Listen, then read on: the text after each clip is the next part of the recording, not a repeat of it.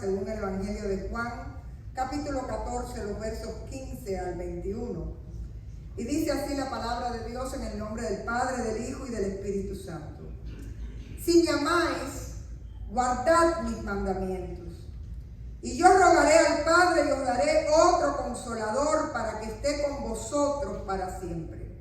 El Espíritu de verdad, al cual el mundo no puede recibir porque no le ve ni le conoce. Pero vosotros le conocéis porque mora en vosotros y estará en vosotros. No os dejaré huérfanos, vendré a vosotros. Todavía un poco y el mundo no me verá más, pero vosotros me veréis. Porque yo vivo, vosotros también viviréis.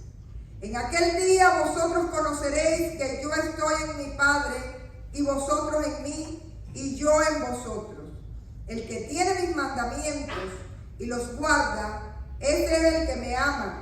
Y el que me ama será amado por mi Padre, y yo le amaré y me manifestaré a él. Esta es palabra de Dios. Vamos a ver. Hermanos, este texto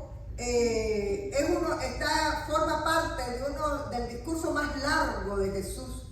Comienza al finalizar el capítulo 13 de Juan hasta el capítulo 17 de Juan.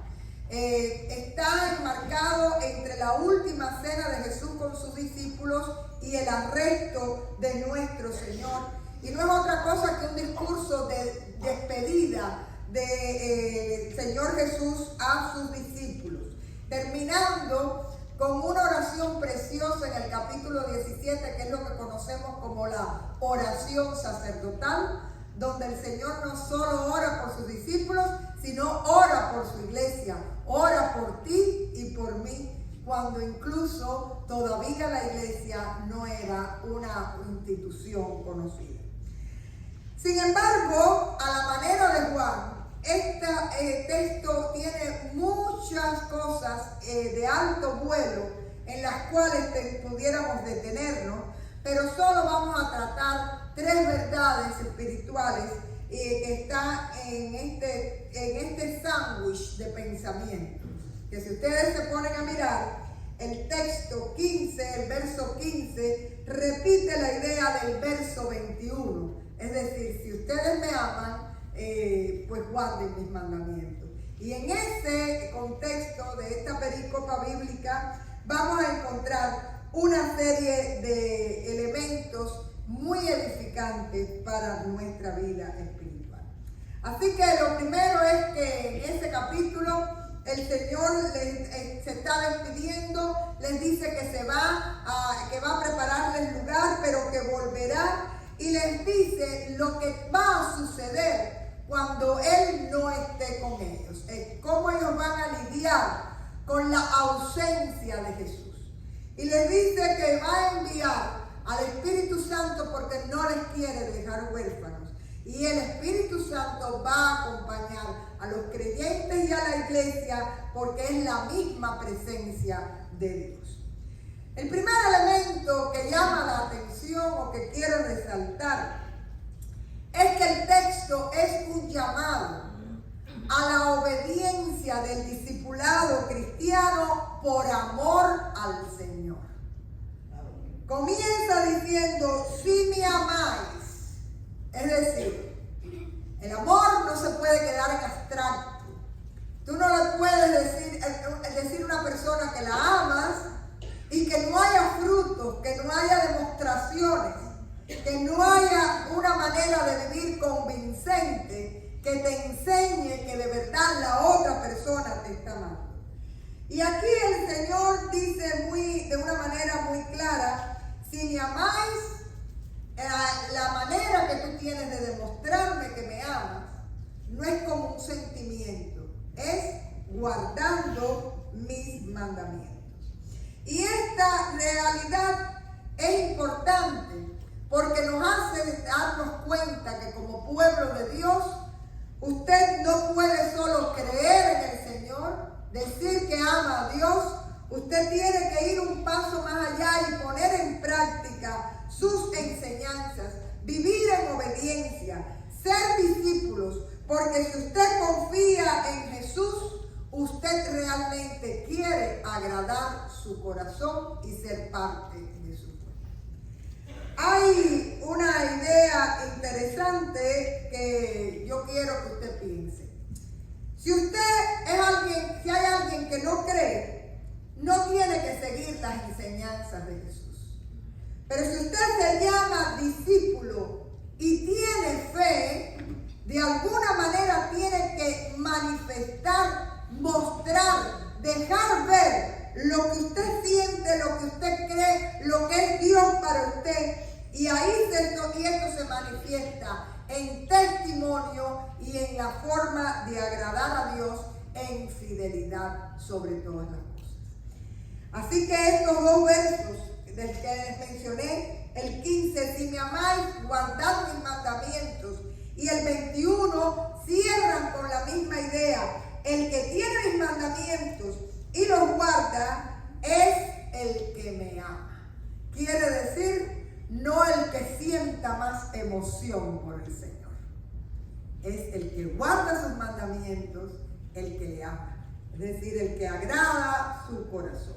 Así que como estamos viendo, la primera idea es la conexión tan estrecha que hay entre amar a Dios y lo que vivimos para poder recibir la promesa que el Señor nos hace. Amar, definición según Juan 14, es guardar, obedecer, vivir, testificar, ser discípulo. No es un sentimiento, es una manera de vivir, es un compromiso con Dios, es un quitarle a nuestra vida todo aquello que vamos arrastrando y que no bendice y llenarnos de ese amor que nos transforma para bendición. La segunda idea es muy linda y de alguna manera el reverendo Ferrer la mencionó ya en su oración. El hecho de que cuando tú amas al Señor, nunca vas a estar solo. Dice aquí el verso 16, y yo rogaré al Padre para que les dé otro consolador. El domingo pasado estuvimos celebrando el domingo de Pentecostés, la llegada del Espíritu Santo para toda carne. Y de alguna manera decíamos, somos tan privilegiados porque lo que tantos profetas anunciaron y tanto pueblo esperó, nosotros lo estamos viviendo porque usted puede decir que el Espíritu Santo mora en usted. Y el texto nos lo habla. Primeramente, fíjense como dice el verso 17. Vosotros le conoceréis, ¿a quién? Al Espíritu, porque mora con vosotros y estará en vosotros. Ahí estamos jugando con dos preposiciones. La primera es con, y la preposición con tiene que ver con relación, con compañía. Y usted puede decir, el Espíritu Santo está conmigo, en relación, me acompaña, nunca estoy solo, y a Dios sea la gloria. Pero va más allá, porque tú puedes ir de paseo con tu amigo, tú puedes ir de paseo con la familia, y eso sigue siendo exterior, lo que te rodea. Pero más adelante sigue el verso 17 diciendo, y estará en vosotros. Y en es una preposición de lugar. Y ahí está diciendo que el Espíritu Santo mora en ti y en mí cuando nosotros tenemos a Jesucristo y le amamos y obedecemos sus mandatos. Así que hay una palabra que resulta interesante porque si usted va viendo en este verso 16 distintas versiones, se va a dar cuenta que la palabra consolador se traduce de diferentes maneras. Porque en griego es la palabra paráclitos. Y el paráclitos está compuesto por dos palabras. Una que es para, quiere decir al lado, y kletos quiere decir llamado. Así que la palabra significaba en aquel contexto social llamado a estar a mi lado. Y no hay una traducción total y completa de una sola palabra que recoja todo lo que eso significaba llevada al español. Fíjense ustedes que el Parácletos era una persona que podía guardar, guiar, podía ser abogado, podía ser consejero, podía ser defensor, podía ser intercesor. Las familias ricas griegas tenían un Parácletos que era una persona a la cual el padre de familia delegaba ciertos asuntos de la casa, y por eso podía ser una persona que aconsejara, que defendiera, que intercediera, que consolara, que guardara. Pero hay algo más. Cuando ya Roma adopta la palabra, casi que esa palabra pasa a ser como abogado o intercesor. Es decir, era la persona que en leyes tenía que lidiar con asuntos complicados que la familia ponía en manos del Parácletos, de esa persona.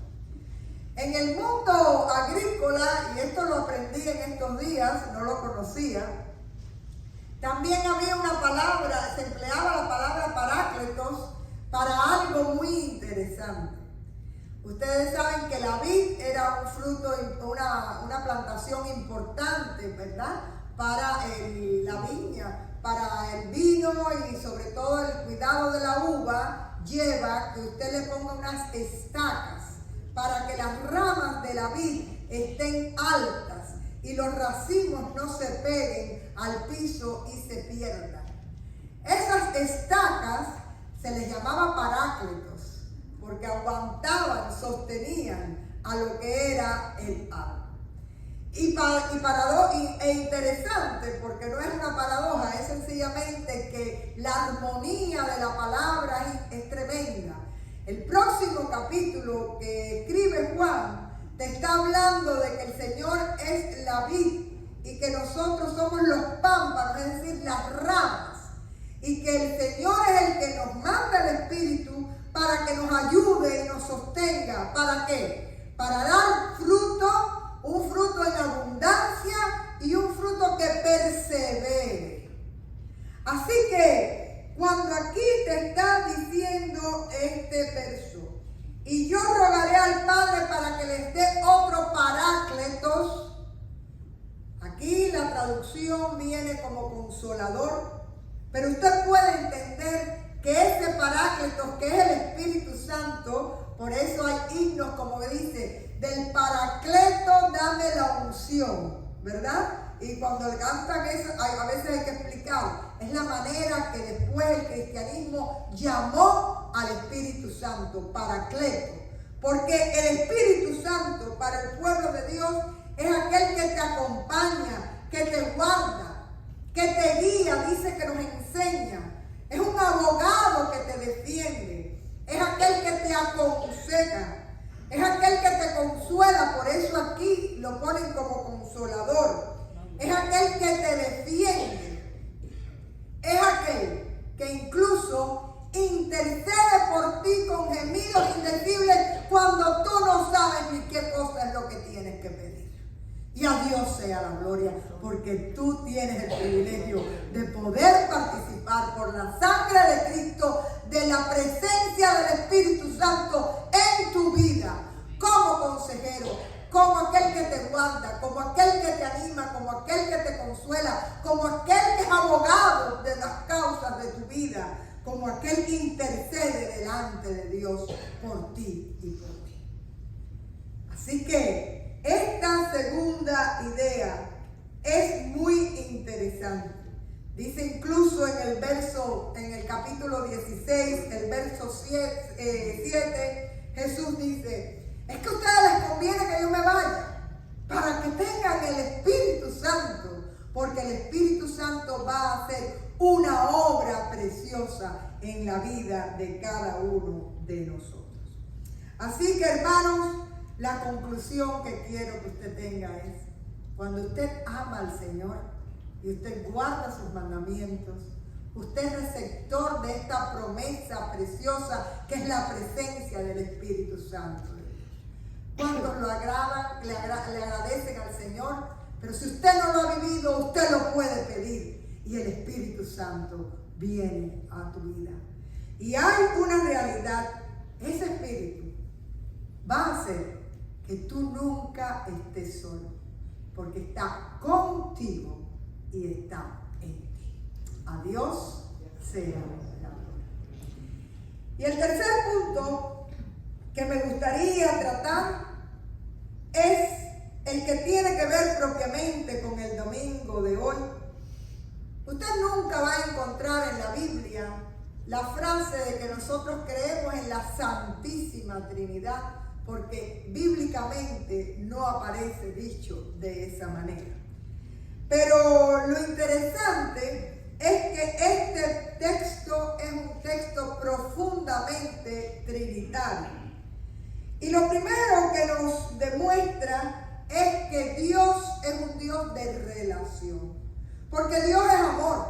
Y cuando hay amor en tu corazón, el amor tiene que ser dado. El amor a sí mismo es egoísmo, pero el amor entregado es lo que realmente es amor. Y aquí vemos que hay una presencia en el texto muy interesante que nos habla. Yo rogaré al Padre. ¿Y quién es el que está rogando? Jesús. Para que les dé otro consolador. Quiere decir que solo en ese verso aparece muy claro el Dios trino en el cual creemos. Es fácil entender, miren, si difícil es que la gente crea en un Dios, más difícil es que la gente pueda entender que hay uno, que hay tres en uno. Como dicen en el Publi, tres en uno. Yo lo explico, bueno, San Patrick, que es un padre importante de la iglesia, una persona, lo explicaba con la hoja de trébol. Y él decía, por eso es que el día que usted celebra San Patrick no es para ir a tomar cerveza solamente y vestirse de verde. Fue una persona que fue un gran evangelista en Irlanda, ¿verdad? Y la flor de la hoja de trébol que simboliza a San Patrick, él la usaba para explicar la Trinidad. Decía, es una sola hoja, pero tiene tres manifestaciones. En teología se dice tres personas, pero es la misma sustancia. Yo hace años, en mi clase de adolescente, y ya ustedes me han oído el ejemplo, pero se los voy a volver a poner para quienes no lo han oído, yo se los explicaba con química. ¿Cuál es el agua químicamente? ¿Cómo usted la describe? H2O. Creo que es lo único que nos acordamos de química, ¿no? Pero bueno, es H2O. Pero en forma líquida es H2O. En hielo, en forma sólida, es H2O.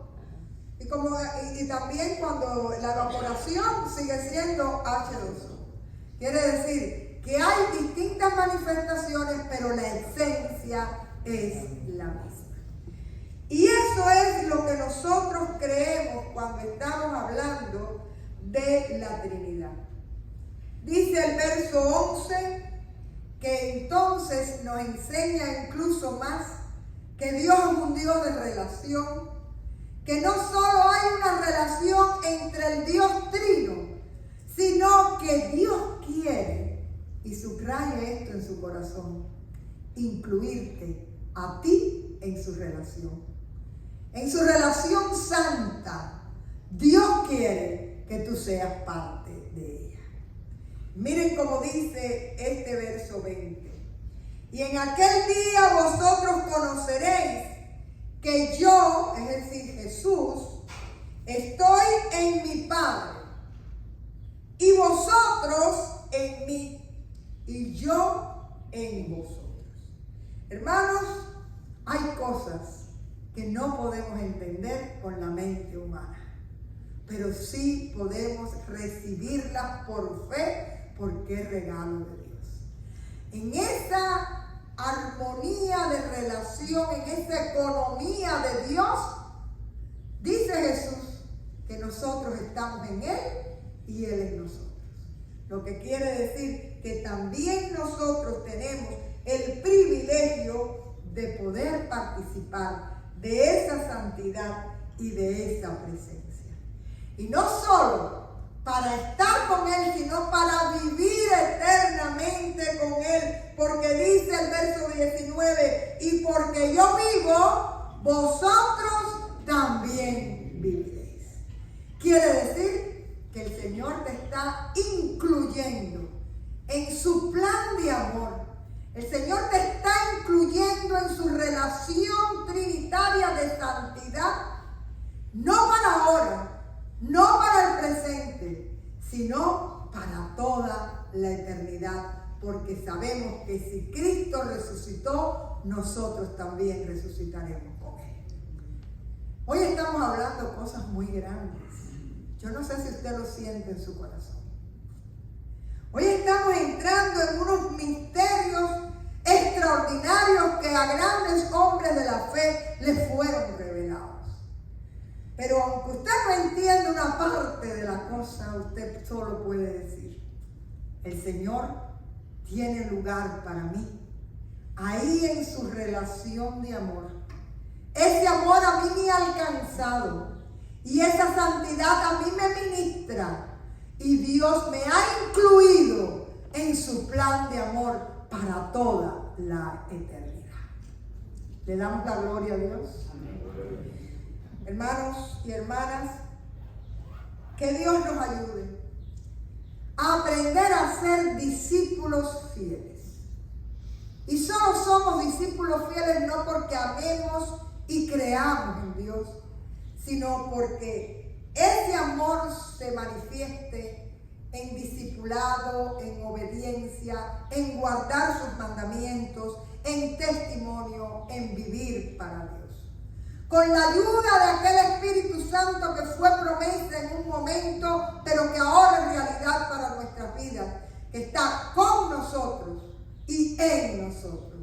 Y usted lo puede decir: conmigo y en mí, para la gloria de Dios. Pero más aún, que Dios, ahora que se usa tanto hablar de la inclusividad, como si hubieran descubierto el agua tibia, el primero que incluyó en este mundo por amor a alguien fue el Señor Jesucristo, que vino al mundo a pagar por nuestros pecados y hacernos uno con el Dios Trinitario, porque Él está en nosotros y nosotros en Él. Y porque Él vive, dice aquí la palabra, nosotros también viviremos. Verso 19. Hermanos, que usted pueda no solo saborear la grandeza de esta verdad que estamos proclamando, sino vivir en esta relación de amor con un Dios que le ha alcanzado y que quiere hacerle parte de su santidad. Que Dios les bendiga. Vamos.